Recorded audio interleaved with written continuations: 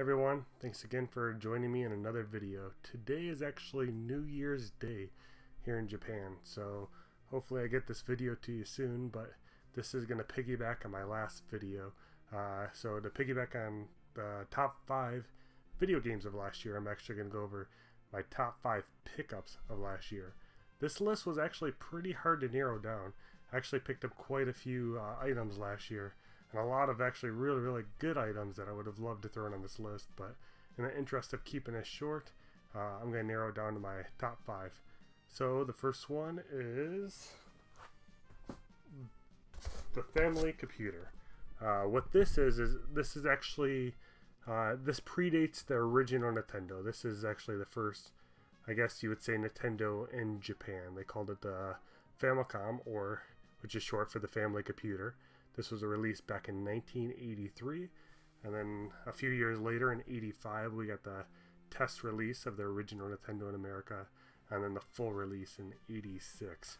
But this was the original. This is what started it all right here. My next item is an item that's not quite that popular with a lot of people, but overall they do make a lot of people happy, and they are Amiibos. I actually tried to avoid the craze. I did. I tried really hard. I was actually in Italy at the time. They were pretty expensive. They were €15 each, so that was roughly about $18 an Amiibo, so it was easy for me to stay away from it.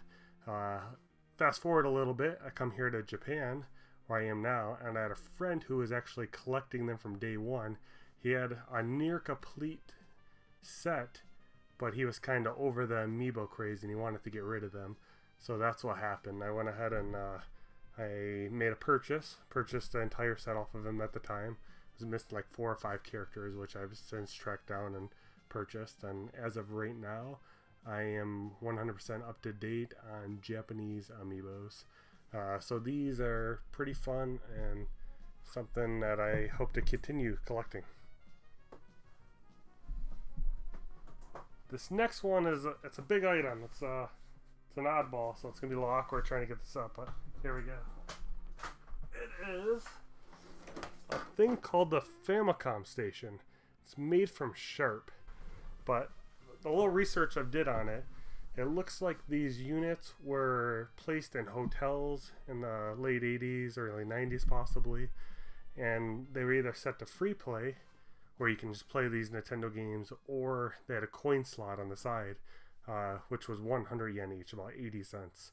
I'm not sure what the current rate was back then, but that's what it is now. So you would throw that in, and you would be able to play these games. They actually took American-sized cartridges in there, but the system has a region lock, so they'll actually only play those particular titles that were made for that unit. So you had like Mario Brothers, Donkey Kong, Wild Guns, and a few other titles that were all specifically made for that unit. There was 2 different systems that were made. There was a Famicom Box, which was the Nintendo one, which I believe is a more common one from what I've seen online. And then there's the Sharp Famicom Station. Opposed to these just being in hotels, I guess these were also in stores at the time, because you can set it up to show the games off. So it would kind of show maybe a little bit of the video, flick over to another part of the video, etc. This particular unit, it's not working at the moment, unfortunately. I would love to show you guys some more, but I need to have a friend look at it, or I need to bring it into a repair shop to hopefully get the image working. So that's a future project for me that I'm hoping I get up and working. Okay, next is the Analogue NT. What this is, it's I want to say an overpriced Nintendo. That's pretty much what it is. It plays your North American Nintendo games, and it also plays your Famicom games. It has a HDMI hooked right to the motherboard, so you can do HDMI out, and it gives probably the best picture you can get out of original Nintendo game. Your other alternatives to this is systems like the Retron 5, stuff like that, which are much cheaper.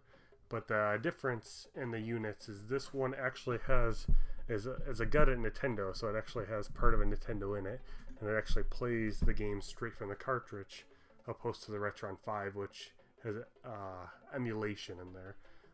These are really, really fun. I've had really, really bad luck getting the actual original Nintendo working over the year. So this has breathed new life into a lot of these Nintendo games I've had, and a lot of ones I actually have never been able to try out just because it's been so much of a headache. So this was something I was very, very happy to pick up, and I've used it quite frequently since the purchase. And then lastly, these actually are Nintendo 64 games. These were the last 3 titles that I needed when I was going for the complete Nintendo 64 collection. I finished that earlier this year. I actually made a video to that you can go check out. But upon getting these, I completed the North American Nintendo 64 collection, all 296 games, complete in box. That took me a little over 2.5 years, so I'm very, very happy that's over with. And so these definitely are cherished items of mine at the moment, just because how hard these were to track down. And then I'd hate to end this on that because I got a couple honorable mentions, so I'm going to throw those in now. I have a couple. There's these Super Mario Kart keychains. There was 8 total in the set. I have all 8. They're still brand new. These are from the original Super Nintendo version of the game. It shows off all 8 characters, which is right on the back here. This was a fun one I picked up earlier this year off of a gaming page on Facebook, and I've proudly displayed them on my wall since, sadly out of camera angle at the moment. And then to end it, this is another one of the great items I picked up this year. This has actually been probably my favorite system to actually mess around with this year. It's called the PC Engine Dual R. Here in Japan, and I believe Europe, they call it the PC Engine, but in North America, we call it the TurboGrafx 16. This one's kind of cool because it puts both, takes both the Hue cards, and the disc format both in the same system.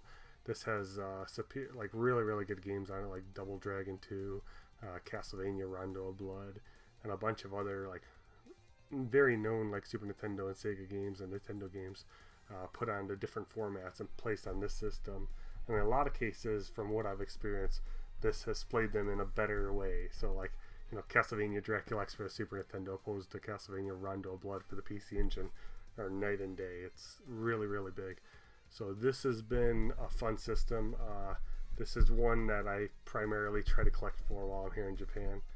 It's hard to come across games that I'm interested in. I'm normally into the action-adventure platform as opposed to the Japanese RPGs. So those are the games I'm always looking for. But this is a fun system. If you get a chance to check it out, I highly, highly recommend it. Well, I want to thank you guys for checking out another one of my videos. Hopefully everything in 2016 goes well for you. Have a good day.